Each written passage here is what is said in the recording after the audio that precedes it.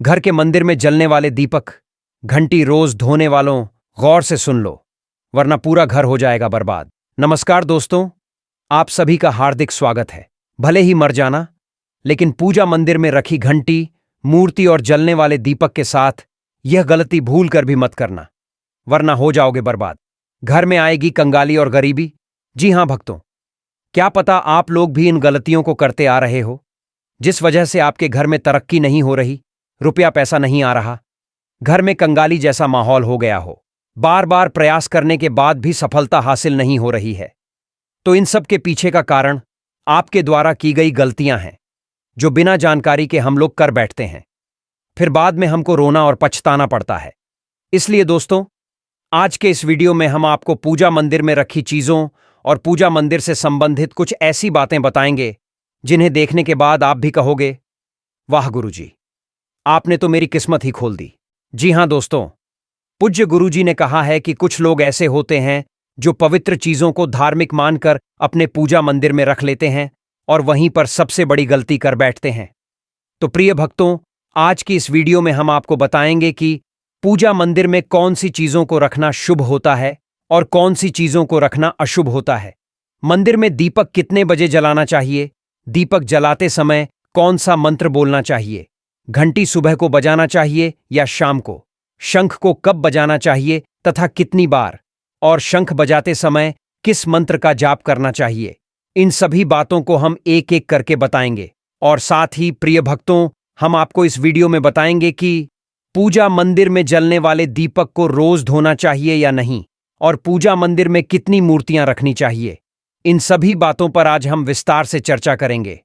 तो आप लोग अपने फायदे के लिए इस वीडियो को अंत तक जरूर देख कर जाइएगा, क्योंकि भक्तों, ऐसी जानकारी आपको लाखों करोड़ों रुपए खर्च करने के बाद भी नहीं मिलेगी और ना ही कोई बताएगा, क्योंकि हम ज्योतिष शास्त्र, धर्मशास्त्र और आर्षि मुनियों से प्राप्त ज्ञान को सरल भाषा में आप तक पहुंचाने का प्रयास करते हैं, जिससे कि हर वो जानकारी आपको फ्री और मुफ्त में प्राप्त हो सके।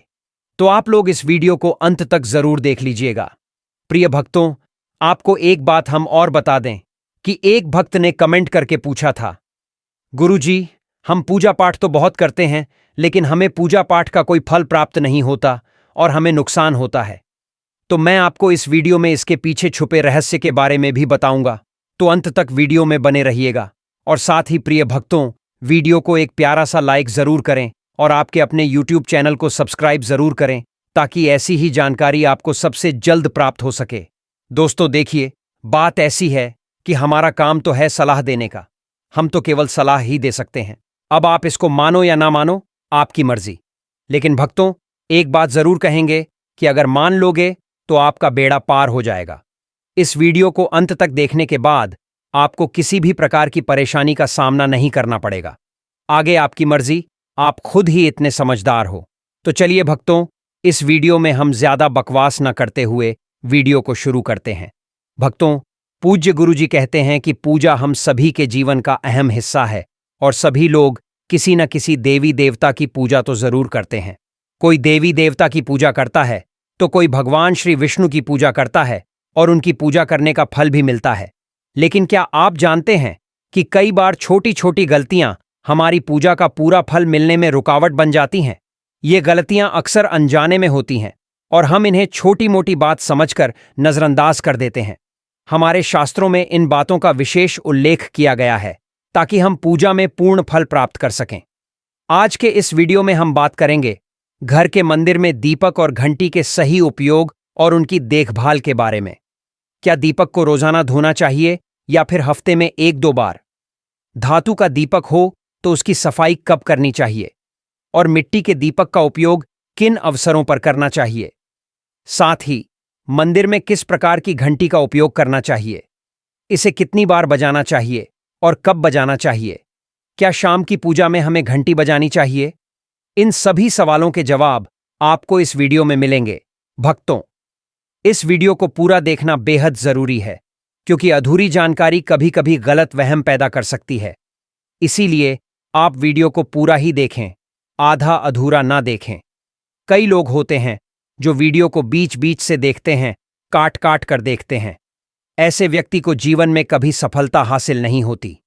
इसीलिए आपसे हाथ जोड़कर अनुरोध है कि वीडियो को पूरा देखें, आधा अधूरा ना देखें, क्योंकि इस ज्ञानवर्धक जानकारी को हमने आपकी सुविधा के लिए सरल और स्पष्ट भाषा में प्रस्तुत किया है। भक्तों, कुछ लोग ऐसे होते हैं जो नाच नौटंकी और अर्धनग्न लड़कियों और लड़कों की वीडियो को भर भर के देखते हैं और फटाफट लाइक और सब्सक्राइब करते हैं और वीडियो को पूरा भी देखते हैं, लेकिन जो जानकारी हम बता रहे हैं इसको आधा अधूरा छोड़कर चले जाते हैं, लाइक और सब्सक्राइब भी नहीं करते। तो मैं उन भक्तों को बता दूं कि क्यों अपने जीवन को अंधकार में डाल रहे हैं। ऐसी जानकारी आपको कोई नहीं बताएगा। आगे आपकी मर्जी, देखो या ना देखो। तो चलिए भक्तों, इस वीडियो पर ज्यादा सफाई न देते हुए वीडियो को शुरू करते हैं। सबसे पहले बात शुरू करते हैं मिट्टी के दिए से। यह दिवाली और अन्य धार्मिक त्योहार या पूजा पाठ अनुष्ठानों पर प्रायः उपयोग किया जाता है। घर के मंदिर या दरवाजे के पास इसे जलाना बहुत शुभ माना जाता है, लेकिन जब इसे मंदिर में रखा जाता है तो इससे जुड़ी परंपराएं अलग हो जाती हैं। मिट्टी के दिए को शुभ का प्रतीक माना गया है। आप इसे अपने घर के मंदिर में उपयोग कर सकते हैं, क्योंकि यह किसी भी प्रकार के वास्तु दोष का कारण नहीं बनता। हालांकि इसे मंदिर में उपयोग करने का एक नियम है। मिट्टी के दिए को केवल एक बार जलाने के बाद दोबारा मंदिर में नहीं रखना चाहिए। हर बार नया मिट्टी का दिया उपयोग करना शुभ माना गया है। भक्तों, आगे इस वीडियो में हम आपको बताएंगे कि मंदिर की घंटी को कब और कैसे साफ करना चाहिए और इसे कितनी बार बजाना चाहिए। इसलिए वीडियो को अंत तक जरूर देखकर जाइएगा। और भक्तों, आपसे एक छोटा सा निवेदन करते हैं, अगर आप हमारे चैनल पर नए हैं तो आपके अपने YouTube चैनल को सब्सक्राइब करके वीडियो को एक लाइक जरूर करें। साथ ही आप अपनी राशि या अपने शुभ नाम को कमेंट बॉक्स में जरूर लिख दें, क्योंकि हम राशि से जुड़े भाग्य भी बताते हैं और भाग्य में चल रही परेशानियों को तत्काल दूर करने के लिए आसान से आसान उपाय भी बताते हैं। इसलिए देर न करते हुए आप अपनी राशि कमेंट बॉक्स में जरूर लिख दें। तो चलिए भक्तों, आपका ज्यादा समय बर्बाद न करते हुए वीडियो को आगे बढ़ाते हैं। दोस्तों, धातु के दियों के बारे में बात करें तो भक्तों, आपने देखा होगा कि लोग पीतल या तांबे के दियों का इस्तेमाल करते हैं।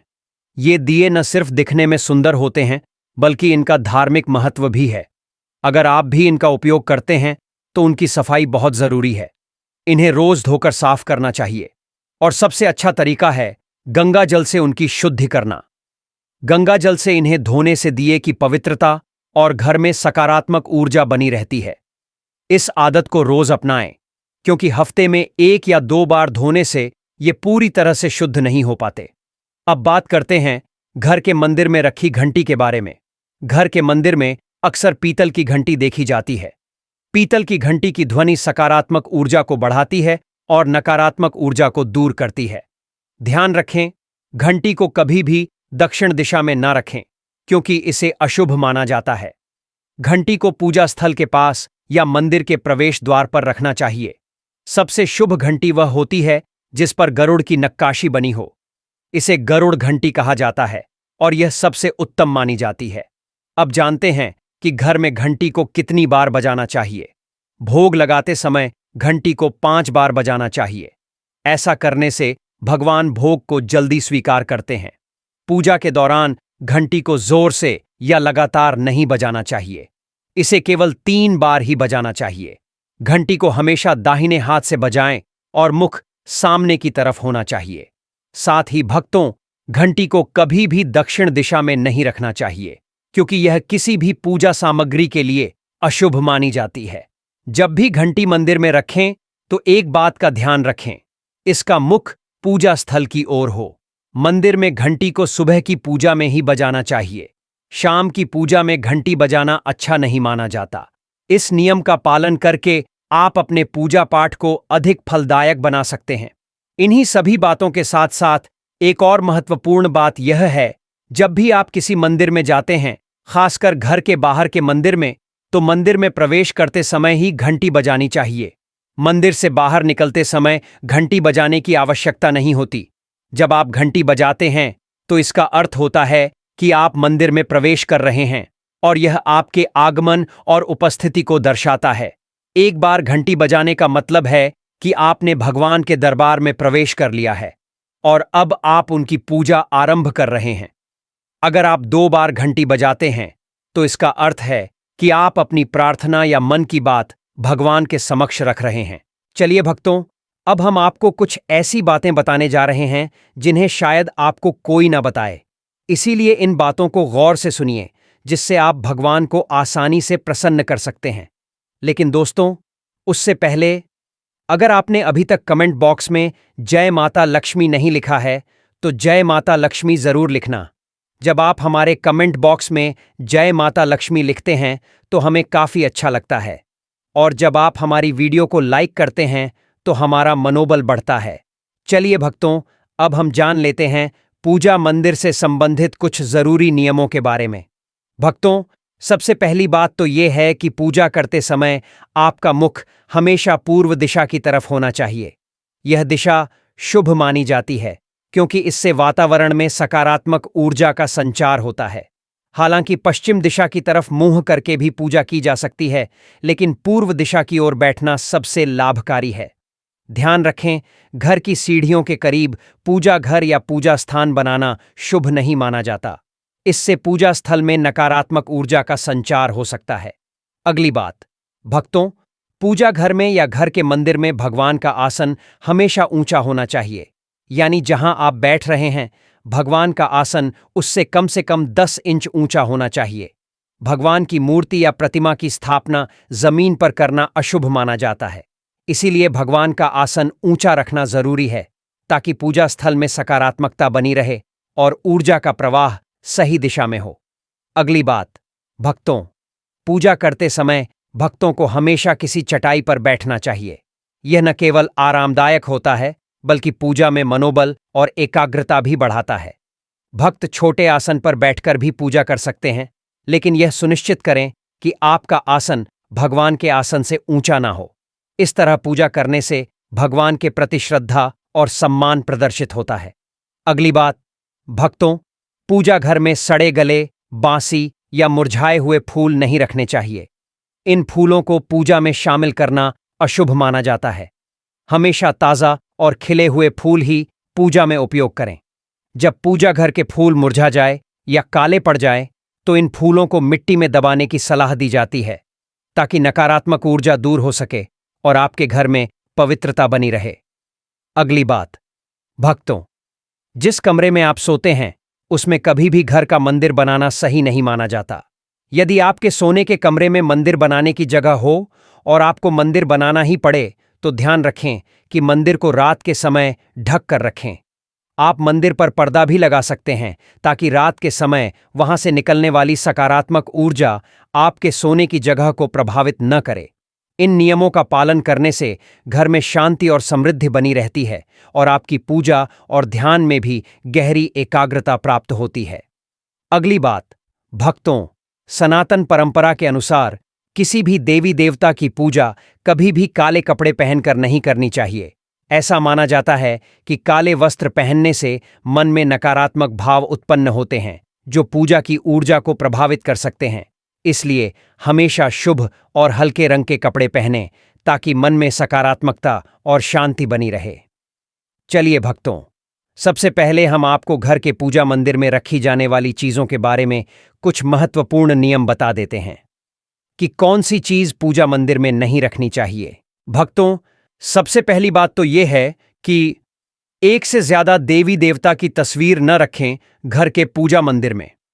किसी भी देवी देवता की एक से ज्यादा तस्वीरें या मूर्तियां नहीं रखनी चाहिए। इससे ऊर्जा का संतुलन बिगड़ सकता है और पूजा का असर भी कम हो सकता है। एक तस्वीर या मूर्ति को स्थान दें ताकि भगवान की ऊर्जा सही तरीके से आपके जीवन में आ सके। तो आपको इस बात का विशेष ध्यान रखना चाहिए। अब दूसरी बात पूजा मंदिर में रखे शिवलिंग से जुड़ी है। भक्तों, शिवलिंग घर में रखना बहुत पवित्र माना जाता है, लेकिन इसके कुछ नियम भी हैं। यदि आप शिवलिंग रखते हैं तो ध्यान रखें कि यह सही दिशा में और सही तरीके से रखा जाए। इसे हमेशा उत्तर या पूर्व दिशा में रखें ताकि इसकी पूजा सही प्रभाव डाल सके। इसके अलावा शिवलिंग को कभी भी गंदे स्थान पर या ऐसी जगह पर न रखें जहां ज्यादा हलचल हो। भक्तों, अब तीसरी बात, भगवान की टूटी हुई मूर्तियां न रखें। भगवान की मूर्तियां और तस्वीरें हमेशा अच्छी स्थिति में रखनी चाहिए। अगर किसी मूर्ति या तस्वीर में कोई भी टूट फूट हो तो उसे पूजा स्थान से हटा देना चाहिए। टूटी हुई मूर्ति भगवान की पवित्रता को कम कर सकती है और आपके पूजा स्थल की ऊर्जा भी प्रभावित हो सकती है। इसे सही तरीके से त्याग देना चाहिए ताकि घर में सकारात्मक ऊर्जा बनी रहे। पूजा स्थल पर शंख, गोमती चक्र और एक पात्र में जल रखना बहुत शुभ माना जाता है। शंख का अर्थ है भगवान के आशीर्वाद की ध्वनि। गोमती चक्र से घर में समृद्धि आती है और जल रखने से घर की ऊर्जा शुद्ध होती है। इस जल को नियमित रूप से बदलते रहें। शंख और गोमती चक्र को हमेशा साफ रखें। भक्तों, अगली बात, पूजा स्थल को हमेशा साफ और शुद्ध रखना बहुत जरूरी है। गंदगी से नकारात्मक ऊर्जा का संचार होता है जो पूजा की प्रभावशीलता को कम कर सकता है। रोज पूजा स्थल की सफाई करें ताकि वहां का वातावरण हमेशा सकारात्मक बना रहे। साथ ही पूजा स्थान को हमेशा व्यवस्थित और सुंदर रखें ताकि ध्यान केंद्रित करने में कोई बाधा न आए। चलिए भक्तों, अब हम जान लेते हैं पूजा मंदिर से संबंधित कुछ नियमों के बारे में। पूजा स्थान को हमेशा घर के शांत और पवित्र स्थान पर रखना चाहिए, जैसे उत्तर पूर्व दिशा में। यह दिशा घर में सकारात्मक ऊर्जा का संचार करती है और पूजा का प्रभाव बढ़ाती है। पूजा स्थल को कभी भी बेडरूम या रसोई के पास नहीं रखना चाहिए, क्योंकि इन जगहों पर नकारात्मक ऊर्जा हो सकती है। ध्यान रखें कि पूजा स्थल के आसपास का वातावरण साफ और व्यवस्थित हो ताकि ध्यान केंद्रित करने में कोई विघ्न न आए। चलिए भक्तों, अब हम आपको कुछ ऐसी बातें बताएंगे जिन्हें शायद आपको कोई भी लाखों करोड़ों रुपए खर्च करने के बावजूद भी न बताए। लेकिन प्रिय भक्तों, उससे पहले आपसे एक छोटा सा निवेदन करते हैं कि आप हमारे चैनल को सब्सक्राइब करके वीडियो को एक लाइक जरूर करें। साथ ही आप अपनी राशि को कमेंट बॉक्स में जरूर लिख दें, क्योंकि हम राशि से जुड़ा भाग्य भी बताते हैं और भाग्य में चल रही परेशानियों को तत्काल दूर करने के लिए आसान से आसान उपाय भी बताते हैं। इसीलिए आप अपनी राशि कमेंट बॉक्स में जरूर लिख दें।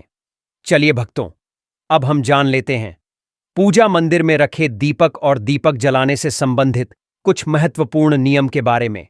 दीपक जलाना एक बेहद शुभ कार्य माना जाता है, लेकिन इसे सही तरीके से करना बहुत जरूरी है।